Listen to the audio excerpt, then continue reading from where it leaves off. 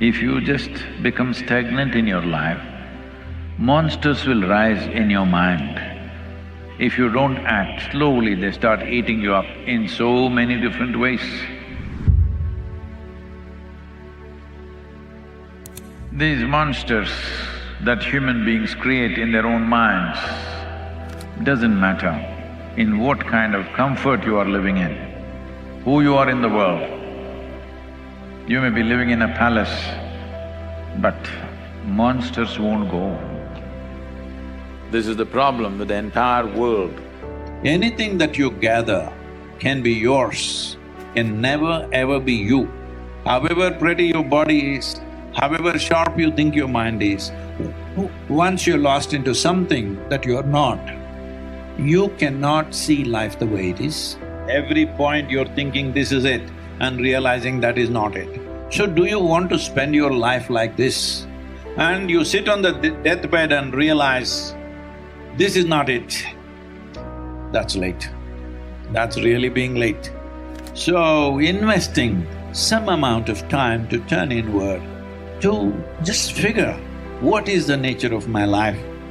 Don't think this is, oh, he's teaching us something spiritual. This is fundamental. People think if they have a job, if they have a steady salary and maybe a partner or children or home or car, they think they are having a wonderful life. But just look at their faces, they're driving their dream car and they are stuck in the traffic. Are they laughing in joy?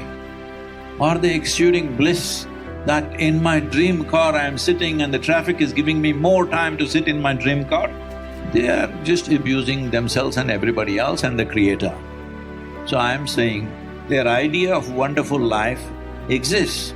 If you're enjoying things that other people don't have, I don't call this joy, I call that sickness. You enjoy what others don't have, sickness or no?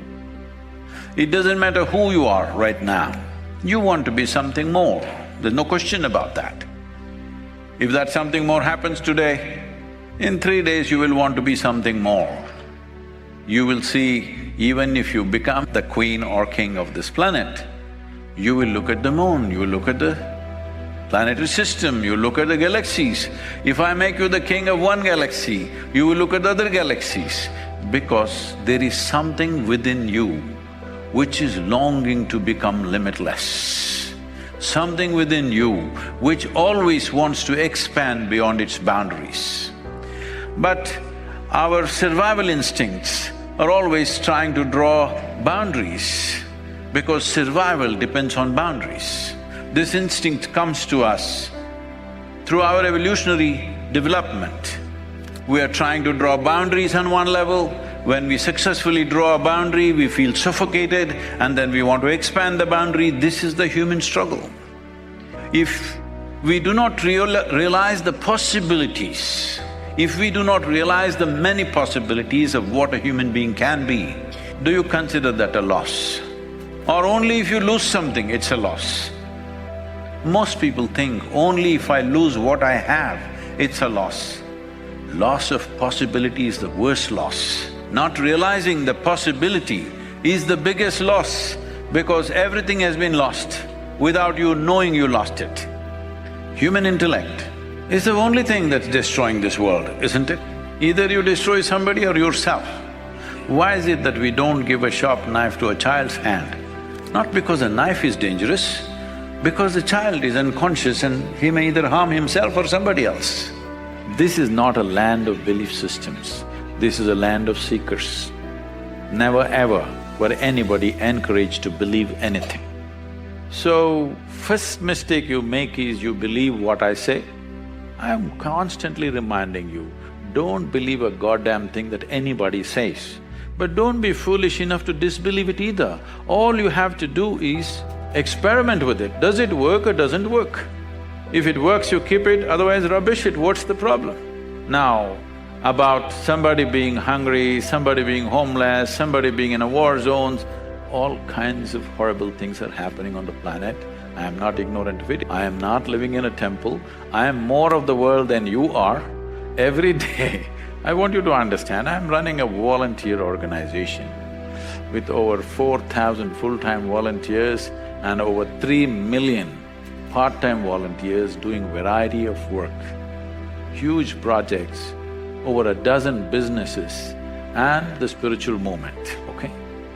Now, I want you to understand, more things are going wrong with my life on a daily basis than anybody's life. Those who are reasonably well have never cared to reach out and do what needs to be done in the world. In many ways, they're making sure those people don't get it. In the year 2012, we have produced enough food for 18.2 billion people. We had only 6.6 billion people in that year. But still, 50% of the population is malnourished and hardly eaten anything. This is not because there is no food, this is because you and me have not cared. So, is it true nobody stabbed you in the last 25 years? Yes. But is it also true you are suffering various things of tension, stress, anxiety, this, that? Is it a product of your mind or somebody else poking you from outside? Instead of seeing when there is a problem, you need empowerment, not incapacitating yourself. I'm talking about empowering you so that your damn intelligence functions for you, not against you. The moment your intelligence is working against you, no God in the universe is going to help you and can help you. If your intelligence is turned against you, you are a finished case. So I'm saying, first let your intelligence work for you. If it works for you, there are many miraculous things that you can do for all those people who have still not eaten properly, for whom basic things have not been taken care of. That's our business.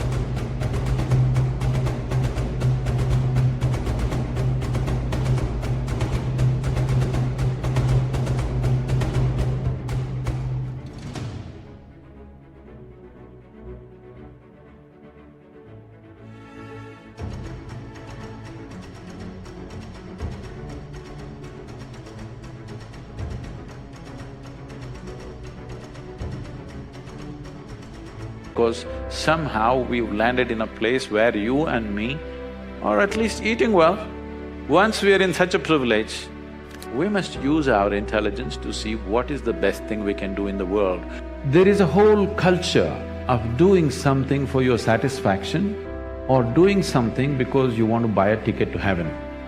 I want people to come to a place where you being fulfilled should happen within you.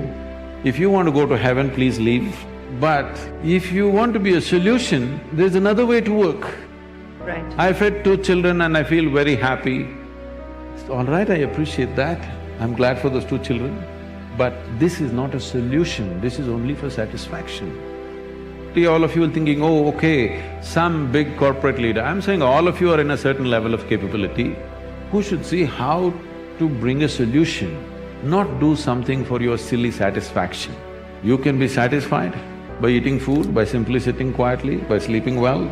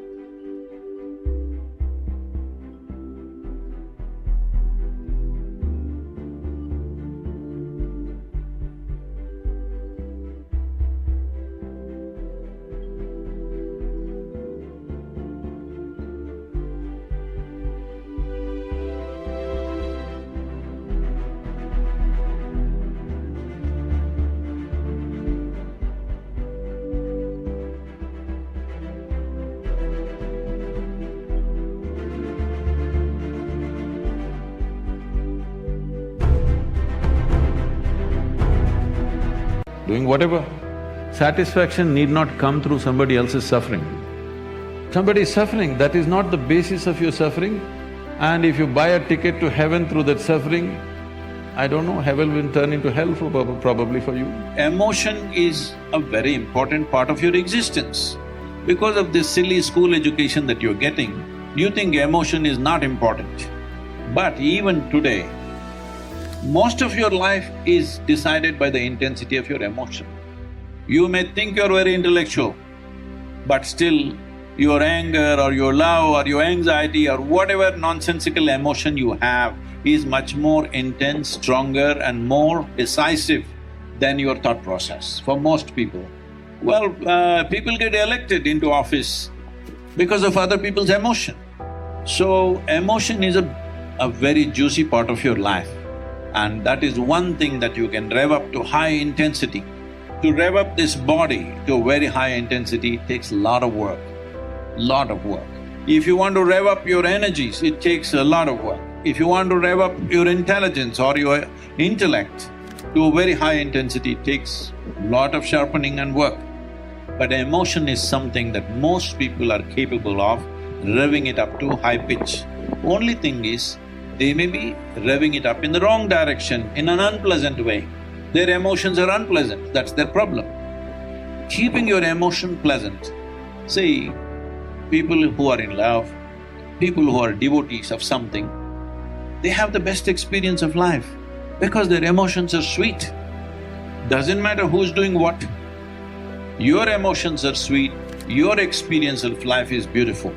Once your life experience is beautiful, all the other concerns are just play. So, you being in love is important. Somebody is in love or not, I'm loving so much, are they loving me that much or this much? If you think like this, you have made your entire life transactional. In transactions, you will gain once and lose another time, endlessly trouble. And above all, in this calculation, you make your life very ugly. To be with people without any sense of what will I get, you do not know the joy of it. It's tremendously exhilarating because when you don't care what you get, life becomes very easy and you're free.